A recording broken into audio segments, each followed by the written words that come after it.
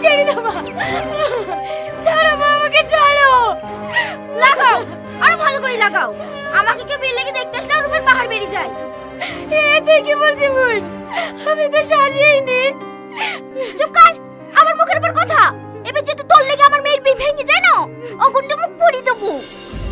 Bag থেকে পড়ি তো অন্য মাটাকে খেয়েছে, এখন আমাদের পিছনে লেগেছে। খালামা খালামা, বাজার করা হয়ে গেছে, এইলেন বাকি টাকা। এই যা, টনির সাথে কি ফলগুলো কাটগা।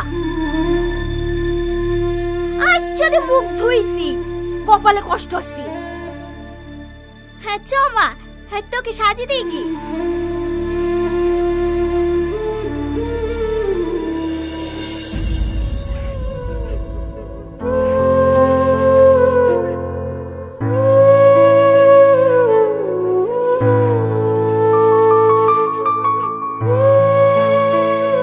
কাঁদেন না, আপনি এ বাড়ির বড় মেয়ে হওয়ার পরেও আপনার উপরে যেভাবে অত্যাচার করে দেখে আমারই কষ্ট হয়।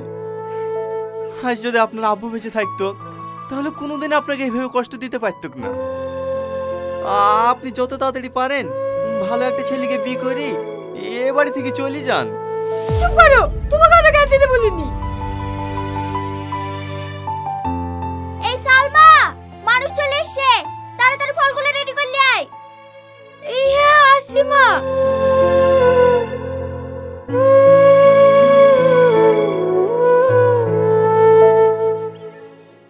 চাকরি ভাই বছর খানিক হইলো, আর আব্বা পাটের ব্যবসা করে, ওইগুলা দেখাশোনা করতো।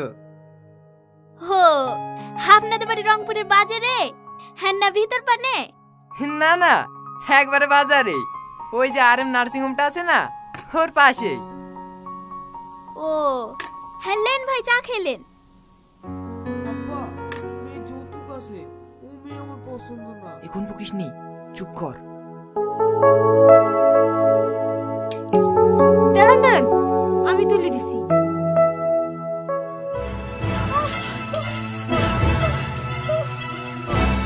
সরি সরি সরি, চলছে নাকি? না না, ঠিক আছে।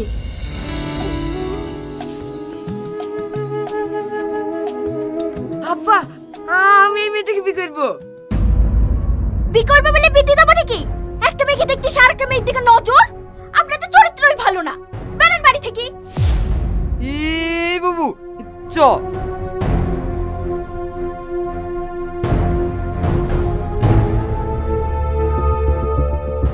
দিল্লিতে আমার মেয়ের বিয়েটা ভাঙি। বিশ্বাস করেন মা, আমার কোনো দোষ নাই, আমি শুধু চাবিটা দিতে গেছিল। চাবি তুলতে গেছিলি? নো,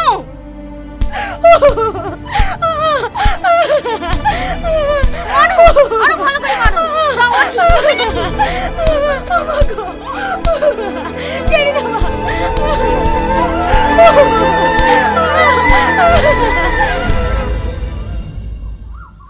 আর সেরকম ছেলে আছে? ছেলে থাকবে না কেন? ওর থেকে কত ভালো ছেলে আছে। সমস্যা তো হয়েছে আপনার সৎ মেয়ের লেগে।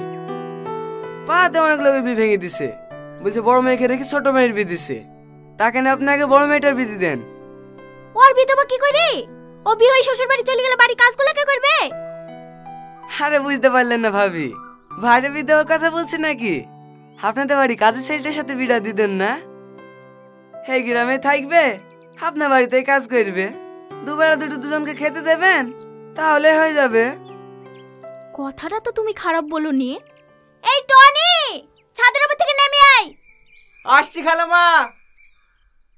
এলো ভাই, পান খাও, আজকে ওদের বিয়ে দিয়ে দেবো।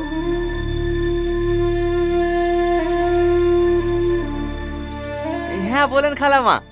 ধানগুলো গোছানো হলো? হ্যাঁ খালামা, হয়ে গেছে, আর 2 বস্তা মতন হবে।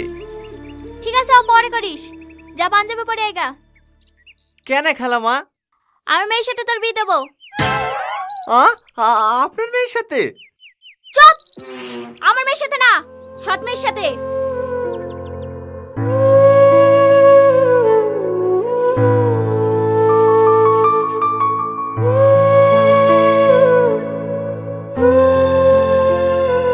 ঠিক আছে খালাম্মা, আমি রেডি হয়ে আসছি।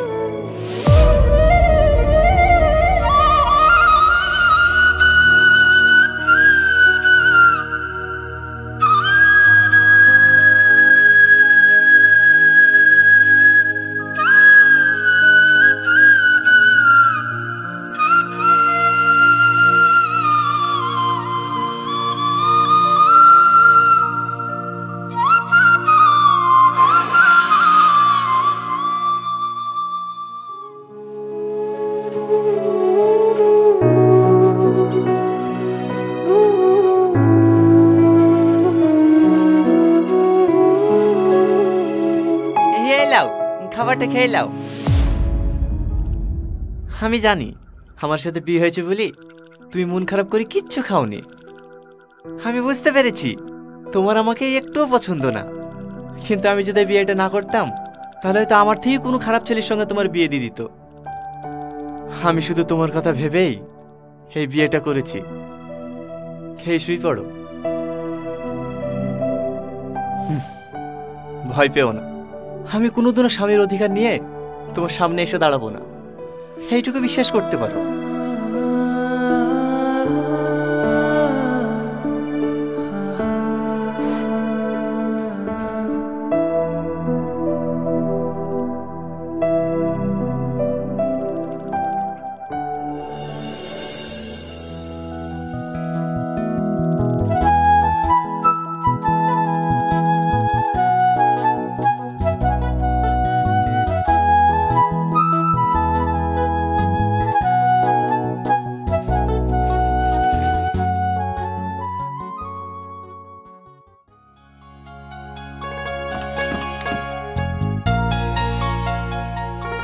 তোমাদের আসতে কোনো অসুবিধা হয়নি তো বাপ?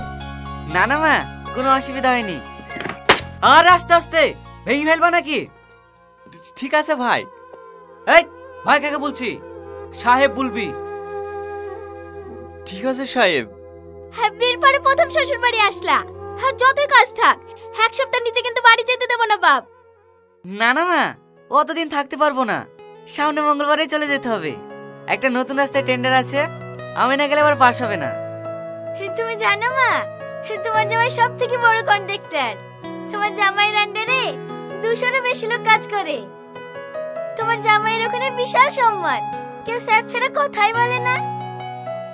আর আমাদের অশিক্ষিত গুলো আছে, কাকে কি বলি সম্মান দেয় সেটাই জানে না।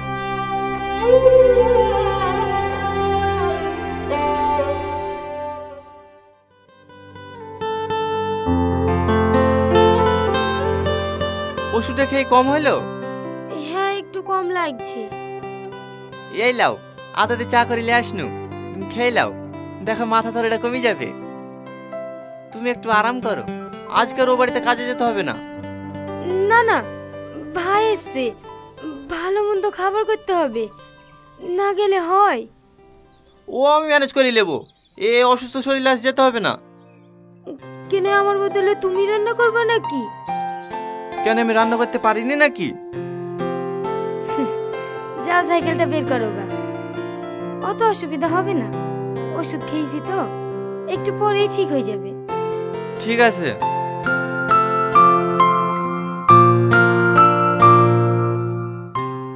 সালমা, এই সালমা। হ্যাঁ বলেন মা। এখনো উঠো ছাড়তেছি, থালারি গুলো পড়ে আছে, চা ডিম সিদ্ধ করিসনি, জামাইকে খেতে দিতে হবে না?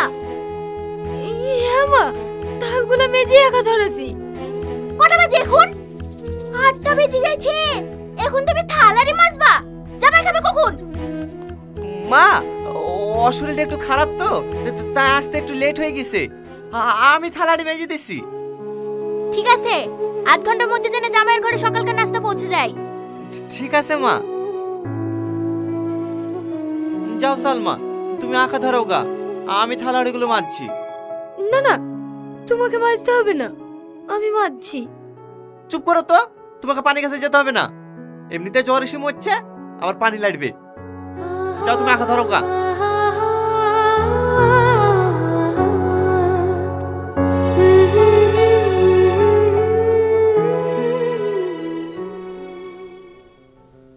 ওই ব্যাপারটা মা কিছু বলিছো? না, এখনো বলা হয়নি। বুঝতে পারছো না, আমাকে আবার কালকে বেরোতে হবে। অর্ডারটা ক্যান্সেল হয়ে গেলে প্রচুর টাকা লস হয়ে যাবে। ঠিক আছে, তোমার খাওয়া হয়ে যাক, হ্যাঁ আমি মাকে ডাকছি। ঘটকটা বলছিল তোমাদের জমি 15-20 বিঘা মতন হবে, ওইরকমই হবে নাকি? হ্যাঁ, ওই 12-13 বিঘি মতো হবে। ও আর খাবা না? না, অনেক খেয়ে ফেলেছি। এই সালমা, হ্যাঁ বল। প্লেটগুলো লি যা। মিষ্টিগুলা? মিষ্টি তোর ভাই খায় না, ফেলি দেগা।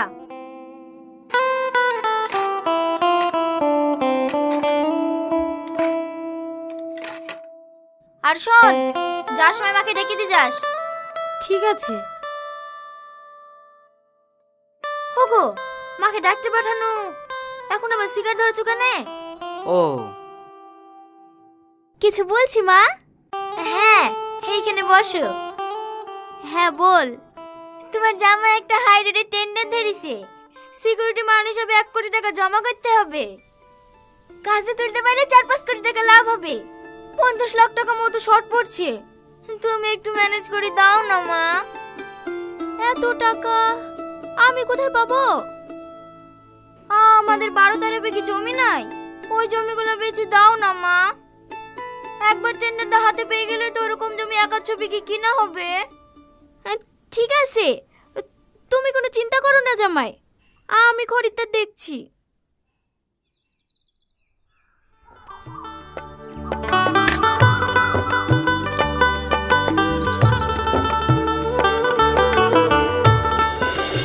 আরে আরে কি করছো? মিষ্টিটা খেলে না? আমার মিষ্টি খেতে ভালো লাগে না। মিষ্টি আবার কারো অফিস নাই নাকি? দাও আমাকে দাও। আমার মিষ্টি খেতে খুব ভালো লাগে।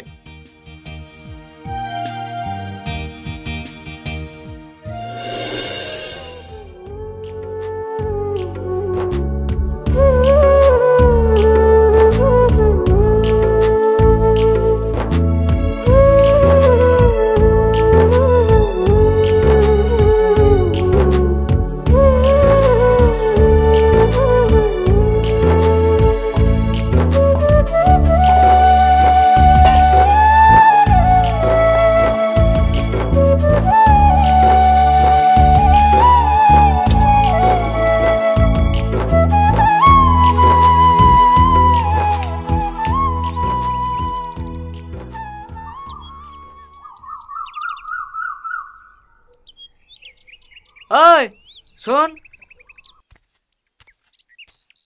হ্যাঁ বলেন সাহেব।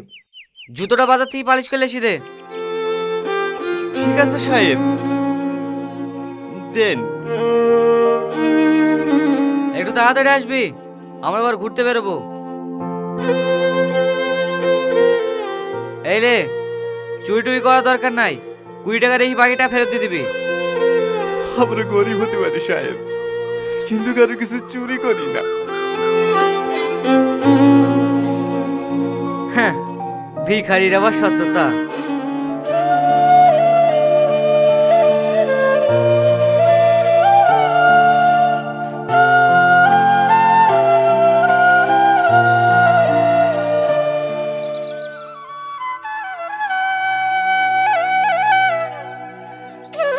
মা, বাড়ি গেল? রাতের খাবার টেবিলে রেখে দিয়েছি। হ্যাঁ মা, সব গুছিয়ে রেখে দিয়েছি। এই দাঁড়া, তোর হাতে কি? কিছু না মা, কটা মিষ্টি আছে। আমার জামাই লেগিলে আসা মিষ্টি জামাইকে খেতে না দি তুই চুরি করে নিয়ে যাসি? না না মা, আমি চুরি করিনি। ভাই মিষ্টি খায় না তো, তাহলে পল্লবী ফেলে দিতে বললো। কি এত বড় মিথ্যে কথা? চোর কোথাকার! সেদিন 5 থেকে 2000 টাকা খুঁজে পাইনি, আমি ভাবনা হারিয়ে গেছি। এখন তো দেখছি ওই টাকাটা তুই চুরি করেছিস। তোর মা এক চোর, চুরির অপবাদে বিষ খেয়ে মরিছে, তারই তো মেয়ে তুই। তুই আবার কেমন হবি? দেখো, আমার মায়ের নামে অপবাদ দিবে না। কিভাবে সবাই জানো ওই মালা ছোটমা চুরি করেছিল। মা মরে যাওয়ার পরে ছোটমা তো ওই মালা ঘুরিয়ে দিয়েছে। ওরে বাবা রে, মায়ের কথা বলতে অমনি ফস করে উঠেছে। আমার খাবে, আমার পড়বে, আবার আমার মুখের উপরে কথা। এই চুরি করছিস কেন তুই? আমি চুরি করিনি, আমি চুরি করিনি। আরে কি করছেন? ছাড়েন। এমনিতে 2 দিন থেকে জ্বরে চালে উঠতে পারছে না, আবার তারপর গায়ে হাত তুলছে। কি হয়েছে গো মা? এ তো জামাই লেগে যে মিষ্টিগুলো লেসছি, সে মিষ্টিগুলো টিফিনে ভরে নিয়ে যাচ্ছে। ওলি জাক্কা, তোমার জামাই মিষ্টি খায় না, আমি বলেছি ফেলে দিতে। ফেলে দিলে তো কুকুরেই খাতো, ওরা লিখে খাক্কা। ও, জামাই মিষ্টি খায় না? জালি যা। ফেলে ওদের মিষ্টি। দিনের পর দিন এত অপমান হও, এত অত্যাচার করে, তাও তুমি এখানে কিসের লেগে পড়ে থাকো? চলো, এবার তো তোমাকে থাকতে হবে না, আমি আর এবার কাজ করবো না। কি এসব আবল তাবল বকছি? ও কোথাও যাবে না, ও এই বাড়িতেই থাকবে। ভুলে যায় না, ও আমার স্ত্রী, ওকে আমি যেখানে নিয়ে যাবো ওকে সেখানে যেতে হবে। দরকার আবার ওকে ভিক্ষি করে খাওয়াবো, তা আপনাদের এই নরকা থাকতে দেবো না। চলো সালমা। সালমা, সালমা, যাসনি সালমা, যাসনি। সালমা,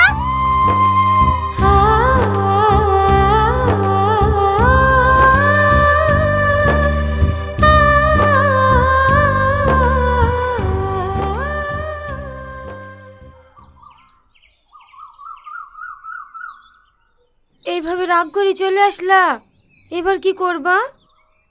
কি করবো আবার? মুনিশ কাটবে, নাহলে বিদেশ যাব। তাই বলে তোমাকে প্রতিদিন অপমান করবে, ও আমি সহ্য করতে পারবো না। আর তুমি বিদেশ চলে গেলে যে আমি থাকতে পারবো না। তাহলে গ্রামে মুনিশ কাটবো। থাক, তোমাকে মুনিশ কাটতে হবে না।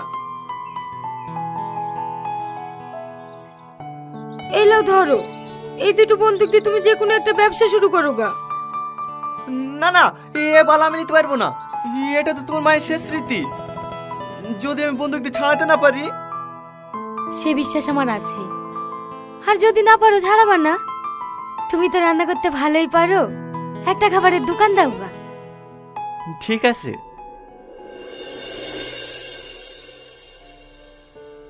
কিছু মনে করো না বাপ, সব জমি বিক্রি করেও 45 লাখ টাকার বেশি হলো না। ঠিক আছে মা, ও কোনো ব্যাপার না, বাকিটা আমি ম্যানেজ করে নেবো। হ্যাঁ ঠিক আছে বাপ।